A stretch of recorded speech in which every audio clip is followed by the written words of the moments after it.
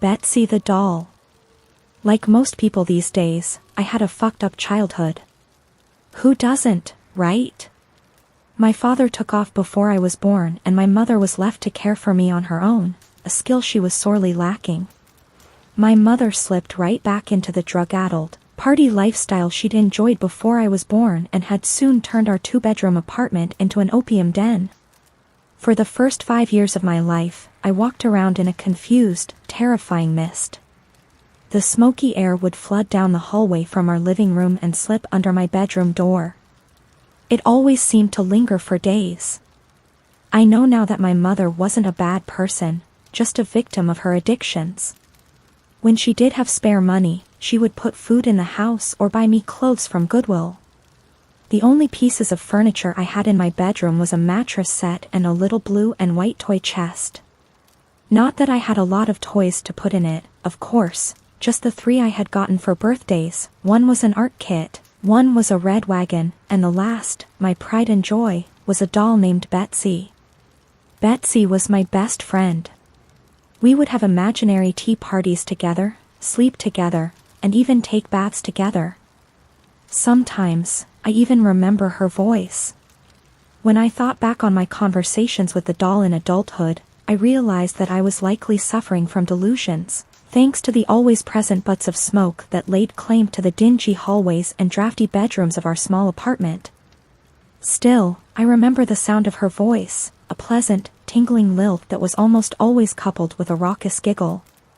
I also remember the things that she said to me and the things she wanted me to do. She asked me to steal, usual food or pens and pencils. She wanted me to bring her forks and knives and hit the bad man who slept on our couch. It was always something and I would always get in trouble. But she wouldn't. When I told my mother who had put me up to these games, she would scoff and shake her head. She never believed me. Adults never do. Around my 6th birthday, I asked my mother for a birthday party. I wanted to invite the mean girls from school and serve them cake and ice cream to make them like me.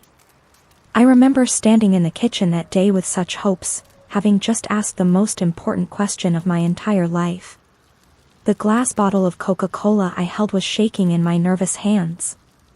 I waited with bated breath as my mother continued putting groceries away, almost as if she hadn't heard me. But I knew she had. Finally, just as I had failed a second time to muster the courage to repeat my question, she turned around and gave me a flippant shake of her head. A birthday party? Laura, that's ridiculous. I can't afford to feed 15 children that aren't even mine. Hell, I can barely afford to feed you.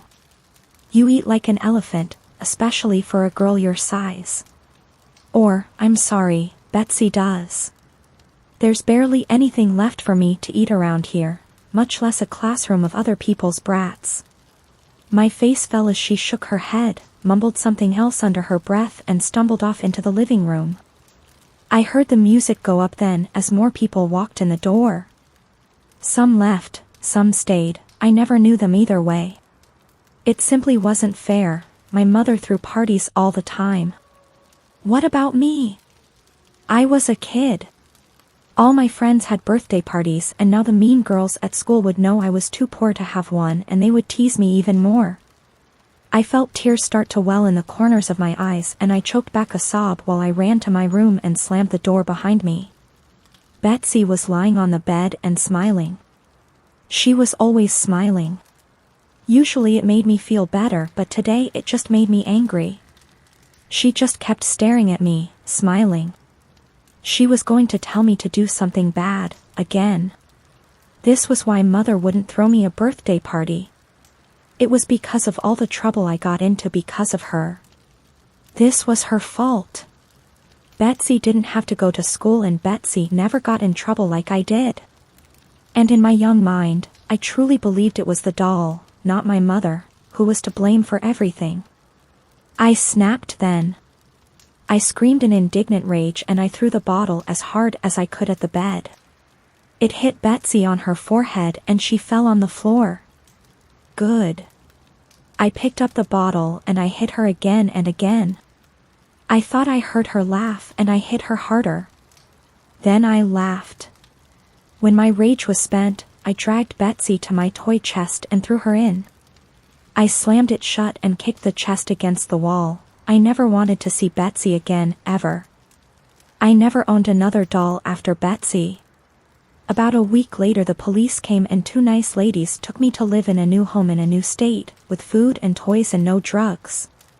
The trunk went into storage and the wagon disappeared. I never saw my mother again. As I got older, my foster parents admitted she was in jail, doing 25 years. That was fine with me. I felt nothing for her anyway. I still had nightmares because of my life with that woman. But then slowly, I began to heal. I focused on doing well in school and I ignored my mother's letters from prison. She reached out to me several times in my 20s as well, but I always declined her calls. That is, until this morning. I'm 30 now, with my own children and a loving, honest husband. I have a beautiful house, 2 dogs and a career as a social worker trying to make a difference for kids who had it bad like me. I'm happy, I'm steady, and I'm content. So when I got a voicemail from my mother informing me she had been paroled and that she wished to speak, decided to let her say her piece. Since the kids were home from school I went out into our shed in the backyard to return my mother's call. The shed was the children's domain and they used it to play in the summer. I sat on my old toy chest which was currently being used as tea party table and dialed the number she had left me. 3 rings. Hello? Laura? Hello, Mother. How are you? Oh Laura, thank you for speaking to me. I know you have your own life now and a family. I would love to meet them someday. I just wanted to tell you how sorry I am. For everything. Mother, you are not meeting my kids, ever. And since you called me, I am going to what I have needed to say for years. The opium, the heroin, they destroyed you. And the worst of it is that you almost took me down with you. I was 5. That was no home for a child. Honestly, I'm surprised it took you so long to get caught. Laura, I know how it seems, but I honestly know nothing. Look, it hardly matters and I do understand why you would feel that way. Why you would hate me and not want me to meet your little ones. I learned a lot about forgiveness while I was away and just, oh Laura, I am so sorry about Betsy. Betsy? I paused, confused. Why would you care about her? I know, Laura, believe me I do. It was all my fault, the drugs, the partying. And Betsy, oh God, if I had only paid attention, if I had only known. She's gone and it's because of me. As my mother began to cry, I tapped my fingers on the toy box, impatiently. The drugs had clearly fried her brain. Mother, I sighed. Why are you talking about Betsy? And why do you even care? I know where Betsy is. Right underneath me. What are you talking about, Laura? Oh God, where is she? I shifted uncomfortably. Well, Betsy's in the trunk, where she's always been. There was a beat of stunning silence. What do you mean your sister's in the trunk? Sister? What the hell are you talking about? Back on drugs so soon? That's a record, even for you. Betsy is a goddamn doll. I locked her in my toy box a few days before you got arrested for possession. Laura. Oh God, no. No. Laura, what have you done? I wasn't arrested because of the drugs, Laura. I was arrested because of Betsy's disappearance. You always called her your little doll, but we thought you knew. Oh God. We thought you knew. Laura, no, what have you done to my baby? My mind had gone blank and with no emotion I set the phone down next to me and stood up. I could hear the muffled sound of my mother's anguished cries and feel the dark clutch of possibility in my own chest.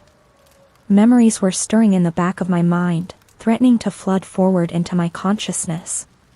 They pushed against a door in my mind that had been locked so tightly for so long that I had forgotten it was even there.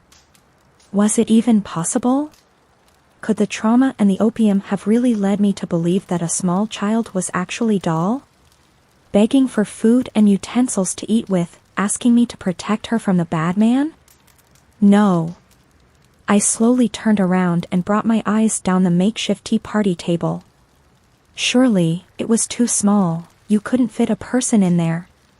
You couldn't. But then, what about a very small, starving, emaciated child? What about her? Would she fit? Would an investigator even bother looking for a person in this chest? I knew I wouldn't. It was just too small. And I was sure we had opened the toy box at some point over the years, hadn't we? Or had something swimming in the dark recesses of my memories always stopped me? I couldn't remember ever seeing it open. I knelt down to the ground and opened the clasps. It would be better to not look. After all that I had overcome, this new life that I had earned for myself. It could all be undone by opening this toy box. I shouldn't open it. I should throw it in a landfill and forget it ever existed. I should not look inside. I opened the chest. I never had a doll. My mother never could afford to buy me one. I never had a wagon either, for that matter. But I did have a toy box, a pretty blue and white toy box. And when I was 5, I beat my little sister to death and put her in it.